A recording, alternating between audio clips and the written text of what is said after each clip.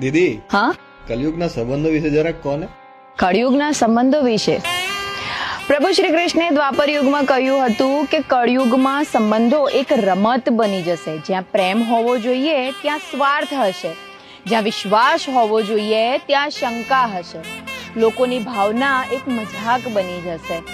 લોકોને સાથ જોઈતો હશે ત્યાં લોકો ઉપયોગ કરશે, અને આ યુગમાં સચ્ચાઈ શોધવી થોડી મુશ્કેલ બની જશે.